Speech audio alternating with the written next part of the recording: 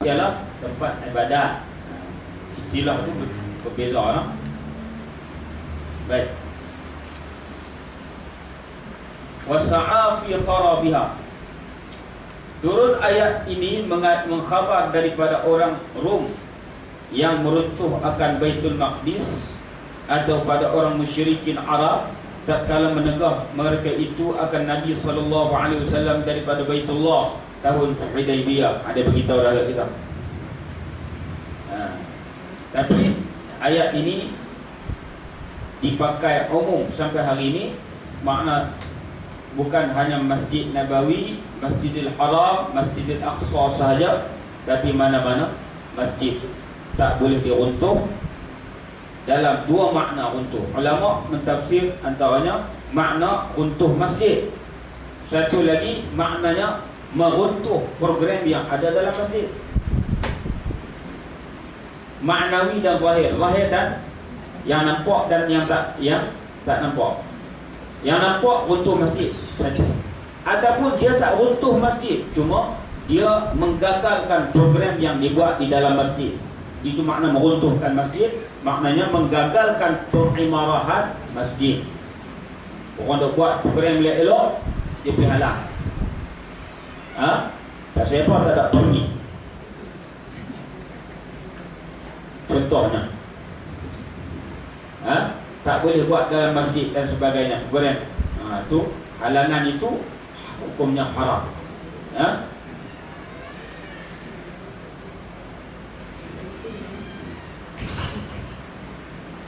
Baik. Ulaika ma kana lahum. Ulaika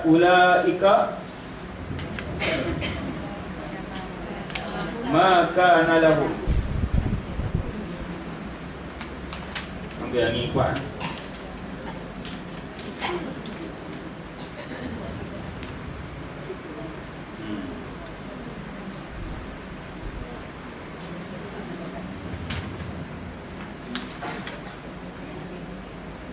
Ulaika ma kana lahum an yadkhuluha illa khaifin.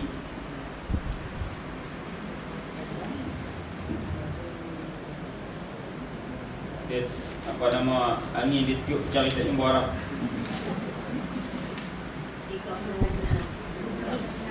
36. Baik. Ulaika bermula mereka itu, tiada bagi mereka itu, ayyadkhuluha masuk mereka itu, bahawa masuk mereka itu akan dia masjid, illa khaifin, melainkan takut sekalian. Tiada boleh masuk seorang dengan aman. Mereka itu tu siapa? Orang yang menghalang masjid disebutkan nama Allah dan meruntuhkan masjid. Orang itu bermula mereka tiada bagi mereka itu bahawa masuk mereka itu akan dia masjid, melainkan takut sekalian. Mereka takut nak masuk dalam masjid.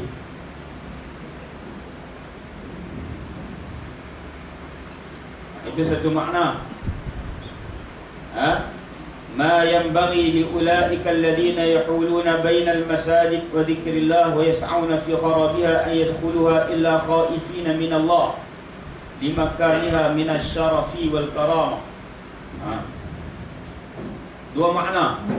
Satu maknanya, sepatutnya orang ni dia takut kepada Allah, sebab masjid itu adalah tempat yang mulia, rumah Allah, tempat suci orang Islam. Sepatutnya dia menjadi orang yang takut kepada Allah.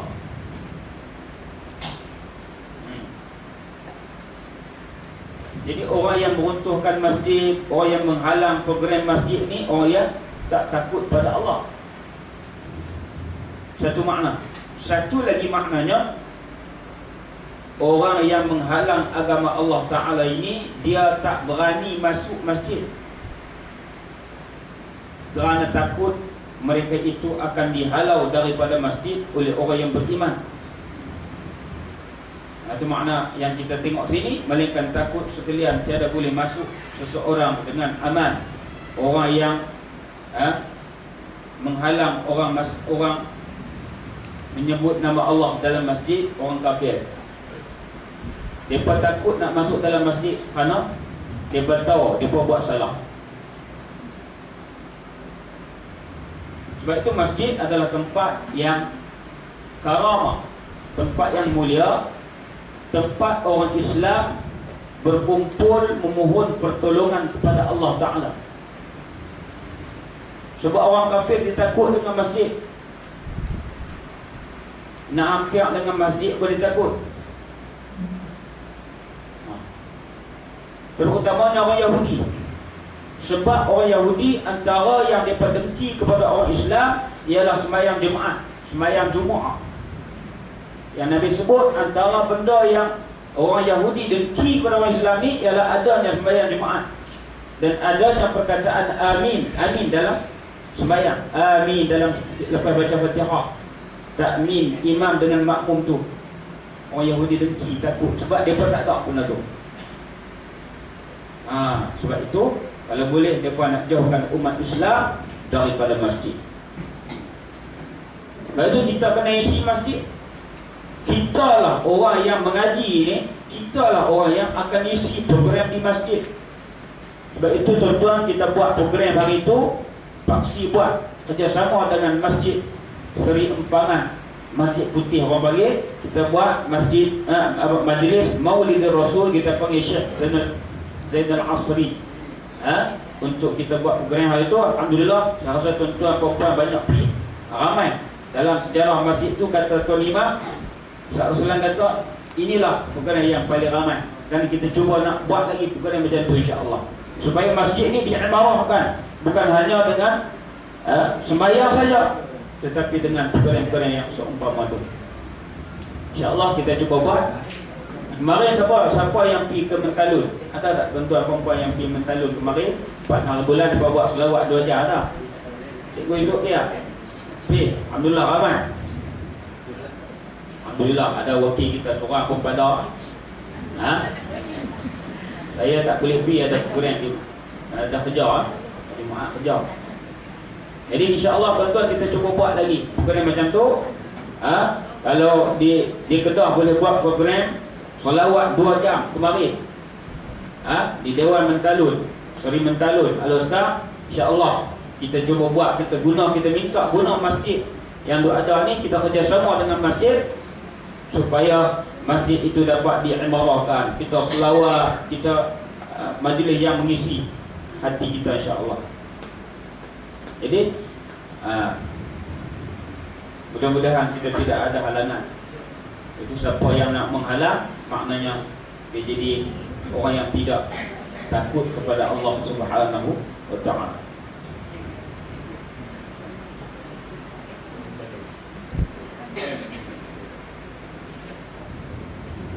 Berkata Ibnu Katsir, saya baca dalam kitab Ibnu Katsir, ada bisyaratun min Allah, ini adalah suatu berita gembira daripada Allah untuk orang Islam bahawa mereka akan menguasai Masjidil Haram. Ayat ini turun kepada Nabi SAW nak beritahu berita gembira kepada umat Islam bahawa mereka akan menguasai Masjidil Haram. Karena pada masa ini ayat ini turun di Madinah. Masjidil Haram masih lagi di bawah kekuasaan Abu Lahab, Abu Jahal, dikuasai oleh orang kafir. Wa yudhillu lahumul musyrikin hatta la yadkhul al-masjid al-haram wahid minhum illa khaifan yakhafu an yu'khadh wa yu'aqabu aw yuqtalu illa yaslim. Dan ayat ini diturunkan untuk menghina orang musyrikin, sehingga mereka itu tidak dapat masuk ataupun tidak masuk ke dalam Masjidil Haram seorang pun di kalangan mereka, melainkan dalam keadaan khaifan, takut dan takut mereka itu akan dikenakan hukuman ataupun mereka dibunuh sekiranya mereka tidak masuk Islam. Waqad anjazallahu hadzal wa'du famana'a al-musyrikin min dukhulil masjidil haram. Maka Allah Ta'ala memutuskan, menunaikan janji dia. Allah Ta'ala tunai janji. Berita gembira yang diberikan kepada umat Islam pada zaman Nabi ini, Allah tunai janji. Berlaku Fathu Makkah, pembukaan kota Makkah, apabila umat Islam di bawah pimpinan Nabi SAW masuk ke Mekah, maka Nabi SAW kata, ala yahujjanna ba'dal 'ami musyrikun. Selepas pembukaan kota Mekah ini, mulai tahun ini orang kafir musyrik tidak boleh masuk Masjid Haram, tak boleh masuk Mekah lagi. Wala yatufanna bil baiti 'uryan. Mereka tidak boleh masuk ke Mekah, tidak boleh masuk ke Masjidil Haram, dan tidak boleh tawaf dengan keadaan bertelanjang seperti zaman jahiliyah lagi. Nabi isytiharkan orang kafir tak boleh masuk Masjidil Haram. Sejak zaman tu sampai hari ini orang kafir tak boleh masuk Masjidil Haram. Itu maknanya mereka orang kafir ini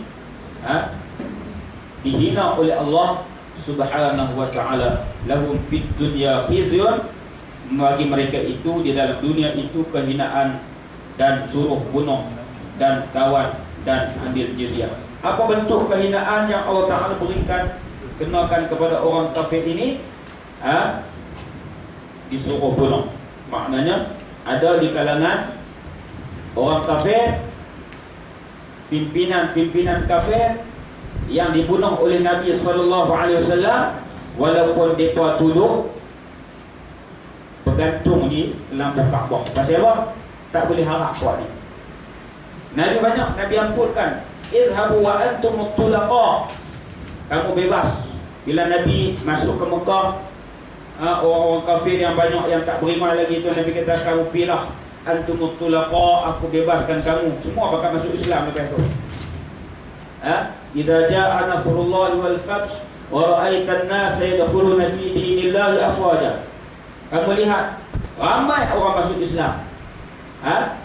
Berbondong-bondong, berkumpul-kumpul, ramai, berjemaah-jemaah, bermakna afwaja. Lepas Nabi kata izhabu wa antum mutlaqa, kamu bebas, semua bakal masuk Islam, kecuali ketua-ketua besar-besar ni bergantung kat lampu Kaabah. Nabi jatuhkan hukuman bunuh kepada mereka kerana Nabi tahu mereka ni tak boleh harap. Maknanya itulah kehinaan yang mereka terima, iaitu dengan suruh bunuh dan tawan. Ada yang kena tawan dan ambil jizyah. Sekurang-kurangnya penghinaan mereka apabila tak mau masuk Islam, mereka kena bayar jizyah kepada kerajaan Islam. Kerajaan Islam ni tuan-tuan hebat. Hebat kerajaan Islam. Dia ada kekuatan. Orang kafir yang tak mau tunduk, yang tak mau ikut Islam, bayar jizyah. Aslim taslam. Kamu kena masuk Islam kalau mau selamat. Kalau tak mau masuk Islam, Nabi hantar surat kepada ketua kerajaan Pasirum, masuk Islam. Alaikum ismal arithiyin. Kamu menanggung dosa rakyat kalau kamu tak masuk Islam. Masuk Islam. Tak masuk, bayar jizyah. Maknanya kamu tunduk di bawah kerajaan Islam. Itu kau hebat. Hari ini kerajaan Islam tunduk bawah ketiak, duduk bawah ketiak Amerika. Tahu ketiak tu masa, tapi nak kena duduk tak?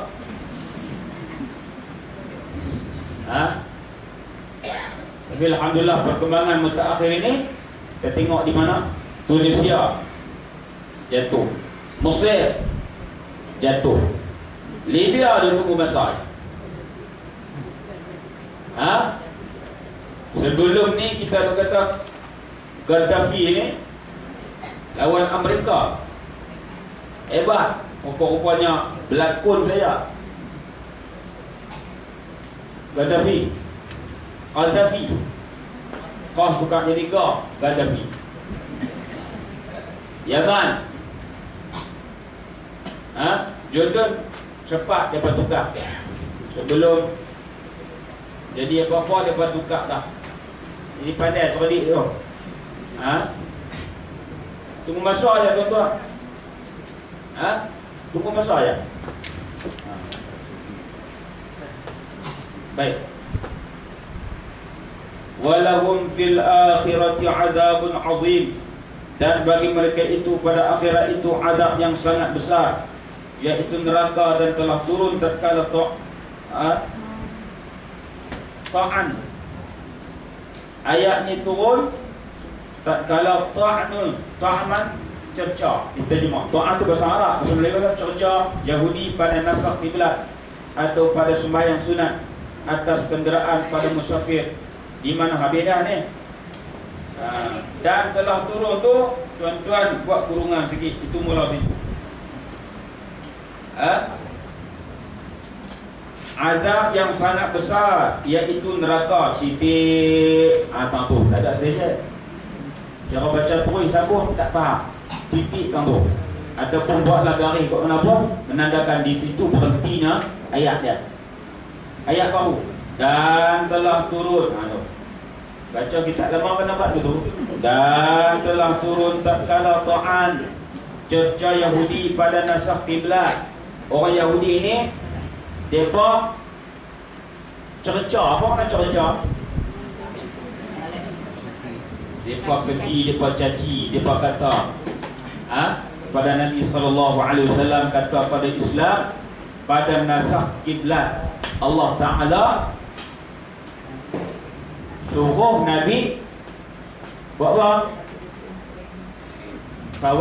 Fawalla wujuhakum syatral masjidil haram.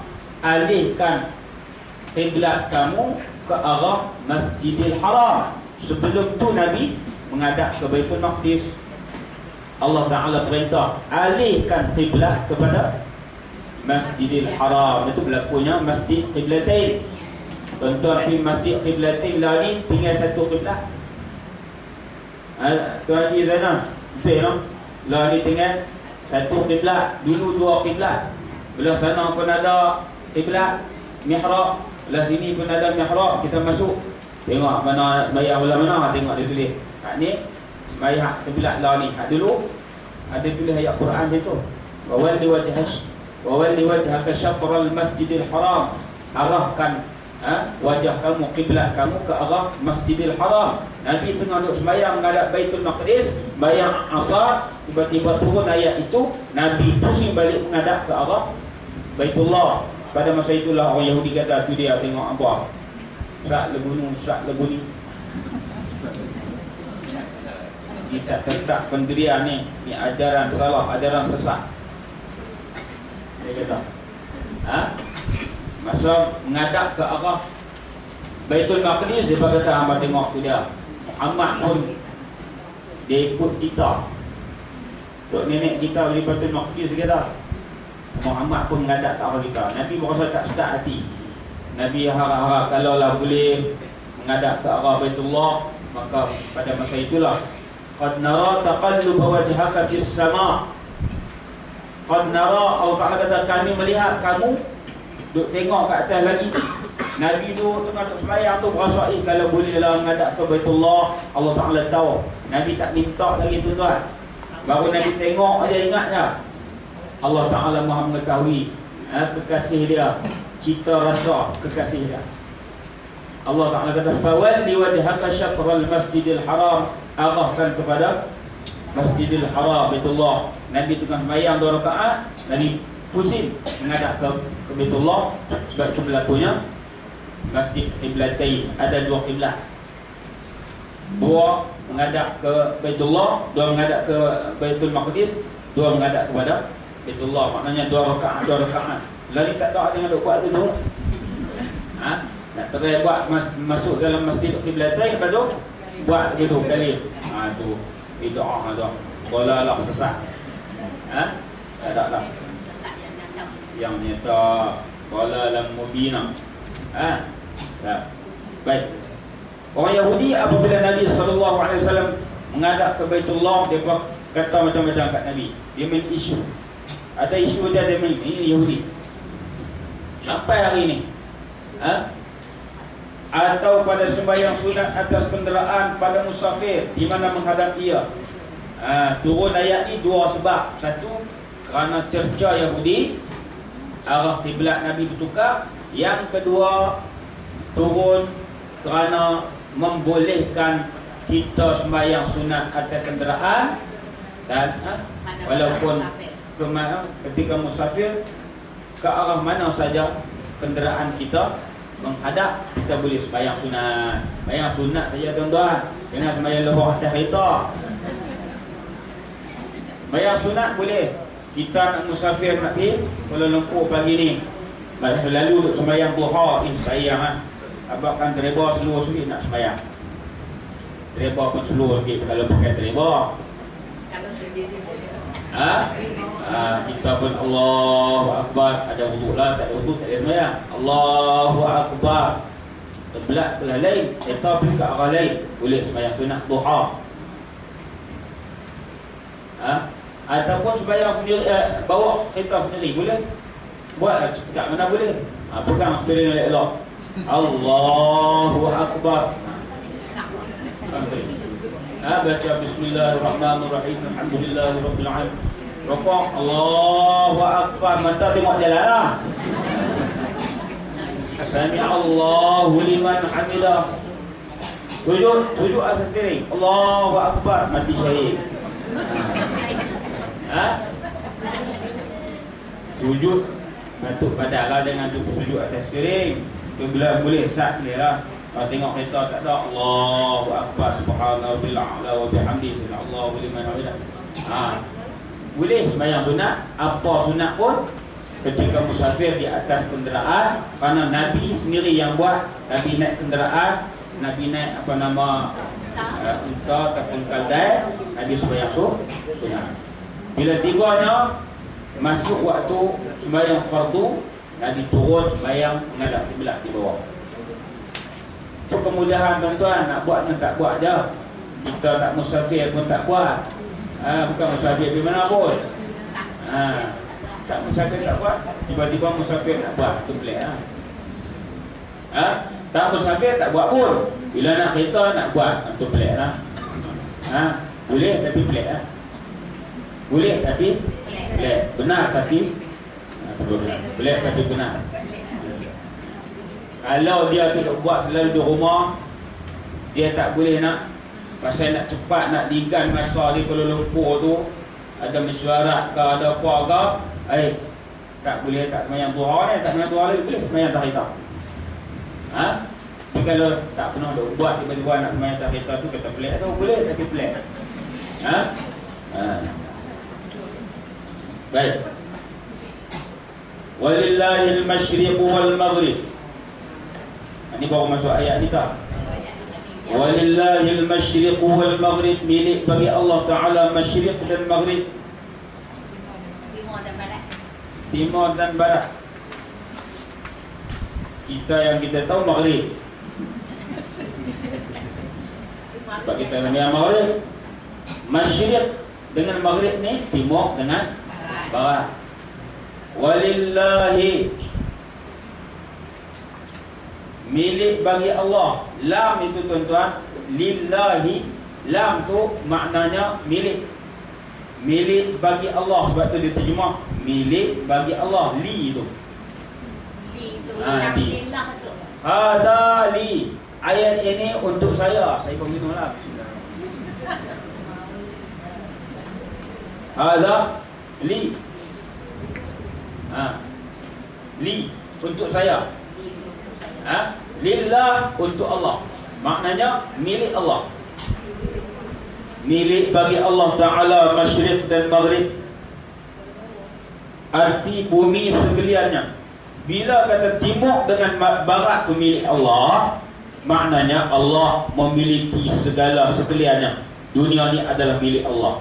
Begitu juga bila kata Allah Ta'ala tu istawa 'alal 'arsy, Allah Ta'ala menguasai arasy, bukan Allah duduk atas arasy. Maknanya Allah menguasai arasy. Bila kata Allah menguasai arasy, Allah menguasai semuanya dunia ni. Sebab arasy itu adalah